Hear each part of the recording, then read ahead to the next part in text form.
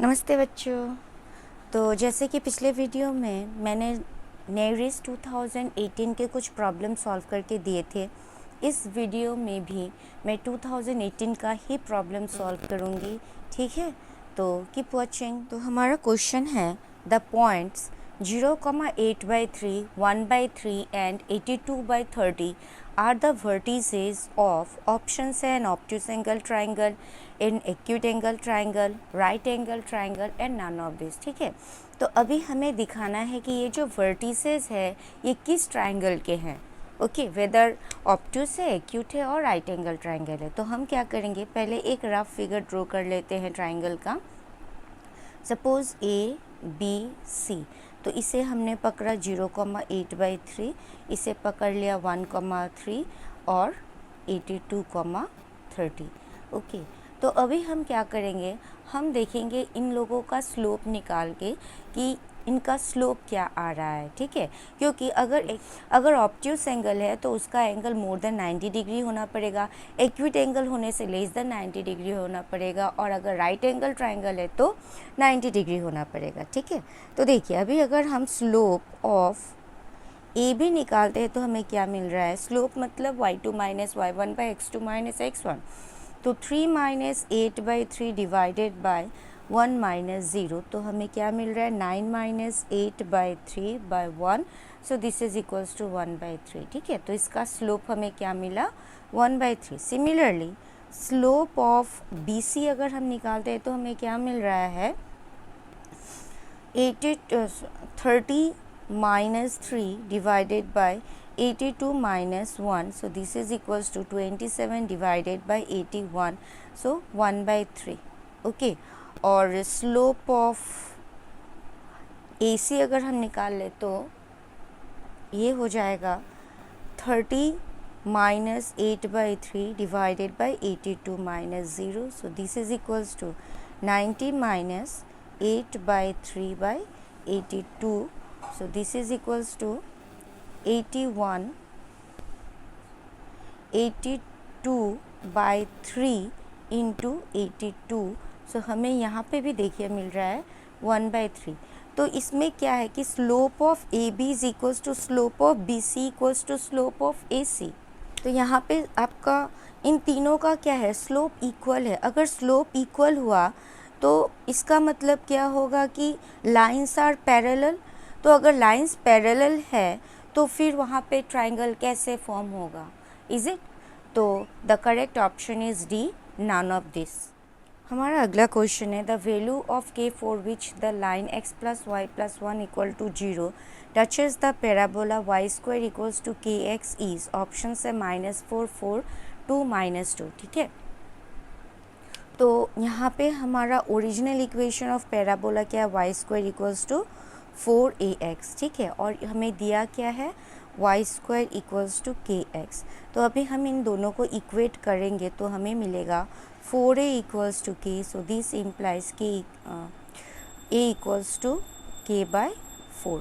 Okay, अभी line का equation है x + y + 1 इक्वल्स टू 0, तो इसे हम लिख सकते हैं y इक्वल्स टू -x - 1। तो हमारा m क्या आ गया -1। ओके, और c भी आया -1।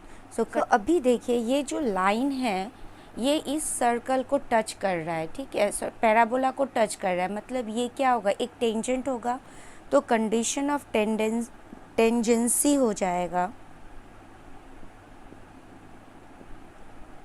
c equals to a/m।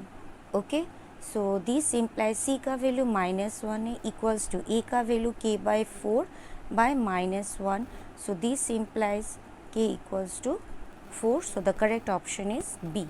हमारा नेक्स्ट क्वेश्चन है the mean and variance of a random variable having a binomial distribution are 4 and 2 respectively, then P of x equal to 1 is। probability at x equals to 1 is। Option से 1/16, 1/32, 1/8 and 1/4। Okay, तो हमें mean और variance दिया हुआ है binomial distribution का, that is NP equals to 4 दिया गया है और NPQ कितना है 2 है। तो यहाँ से हम क्या करेंगे, पहले 2 को 1 से डिवाइड करके देख लेते हैं हमारा वैल्यू q का वैल्यू कितना आ रहा है। तो np/np अगर हम करते हैं तो हमें 2/4।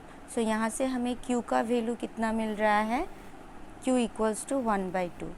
तो जैसा कि आप जानते हो p plus q equals to 1 होता है, तो this implies p equals to क्या हो जाएगा, 1 minus q, that is 1 minus 1/2 equals to half. ठीक है, तो हमें p मिल गया, q मिल गया, अभी हमें n चाहिए, तो np इक्वल्स टू 4 है। So this implies p equals to क्या हो जाए, n इक्वल्स टू हो जाएगा 4/p, that is equals to 4/1/2 equals to 8। So this implies n equals to 8। तो हमें q, p और n मिल गया। तो अभी हम क्या निकालेंगे इसका, at p equals to 1 binomial distribution हमें निकालना है। तो देखिए p at x equals to 1 is given by NCR p to the power r NCx p to the power x q to the power n minus x। so this is equal to n कितना है, 8 है, c 1 p to the power 1 q to the power 8 minus 1 that is 7। so this is equals to 8c1 मतलब 8 into p कितना है, 1/2 है, और q है 1/2 to the power 7। so this is equals to 2 cube into 1/2 to the power 8। तो अभी से हम कैंसिल करेंगे तो हमें यहाँ पे 5 मिलेगा, और 2 to the power 5 मतलब 32। So the correct option is 1/32 that is B. हमारा अगला क्वेश्चन है, the numbers two numbers have a arithmetic mean 9 and geometric mean 4, then these numbers are the roots of the quadratic equation। Option से x square minus 18x plus 16 equal to 0, x square plus 18x minus 16 equal to 0, x square minus 18x minus 16 equal to 0 and x square plus 18x plus 16 equal to 0। तो हमें यहाँ पे वो जो two numbers है उन्हें निकालना है। तो हम क्या करेंगे, पहले एज्यूम करेंगे let x and y be the two numbers. ठीक है, तो यहाँ पे एर्थमेटिक मीन दिया गया है 9, that is x plus y/2 equals to क्या है, 9 है। ज्योमेट्रिक मीन 4 दिया गया है, that is xy root over xy equals to 4। So this implies x plus y equals to 18 और यहाँ xy इक्वल्स टू 16। तो यहाँ से हम y का वैल्यू निकालेंगे तो ये होगा 16/x। ओके, अभी हम ये जो 2 को 1 में पुट करके सॉल्व कर देंगे। सो देखिए x plus 16/x equals to 18। So this implies x square plus 16 equals to 18x। So this implies x square minus 18x plus 16 equal to 0। Therefore the correct option is A. हमारा next question है, the A husband and wife appear in an interview for 2 vacancies in the same post। 2 vacancy है एक ही post के लिए।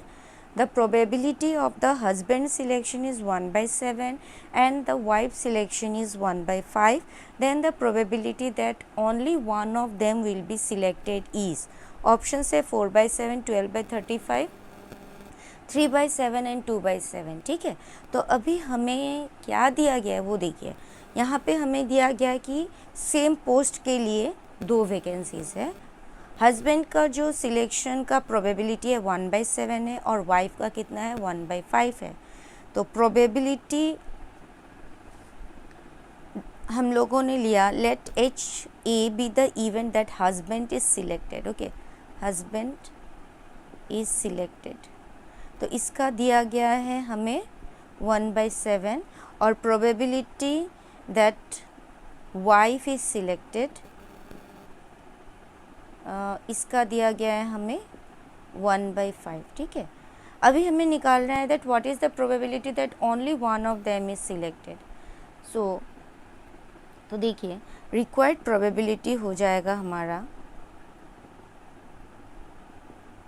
Only any one of them is selected. तो देखिए अगर husband select हो रहा है तो वाइफ क्या होगी, वो सिलेक्ट नहीं होगी, और अगर वाइफ सिलेक्ट हो रही है तो हस्बैंड सिलेक्ट नहीं होगा, यही हमारा प्रोबेबिलिटी है, ठीक है।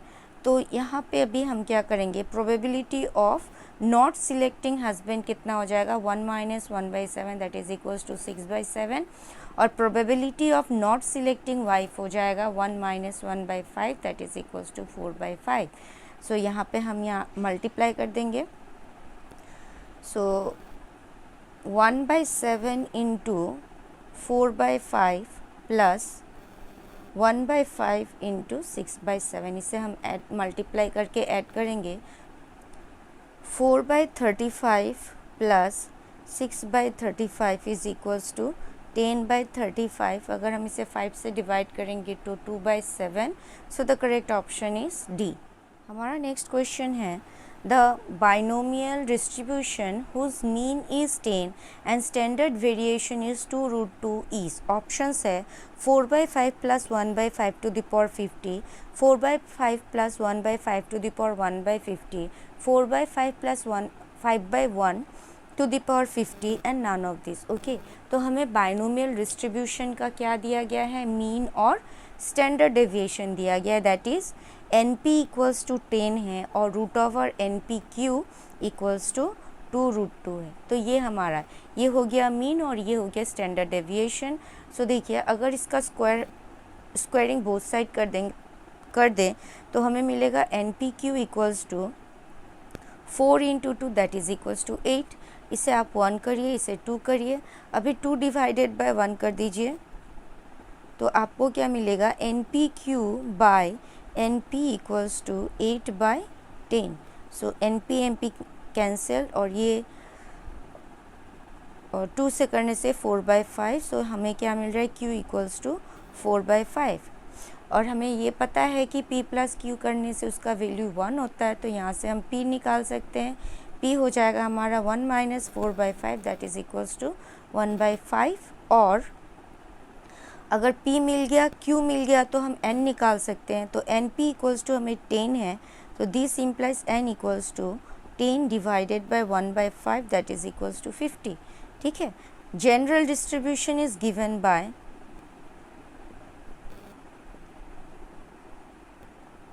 P plus Q to the power N, so this implies 1/5 plus 4/5 to the power 50।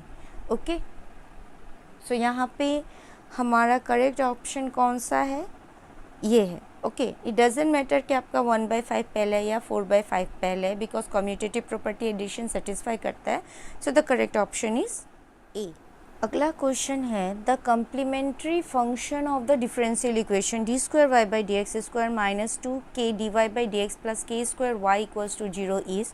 Option है c1x plus c2 e to the power kx, c1 e to the power kx, c1 e to the power minus kx and none of this. ठीक है, तो आपको देखिए यहाँ पे हमारे order of this equation कितना है, 2 है, तो हमारे पास 2 कॉन्स्टेंट्स रहेंगे। तो इसे हमें निकालने को बोला है कम्प्लीमेंट्री फंक्शन। तो ऑक्सिलरी इक्वेशन इसका क्या होगा, m² minus 2km plus k² equal to 0। So इसे हम लिख सकते हैं, फॉर्मूला है that is m minus k whole square equals to 0।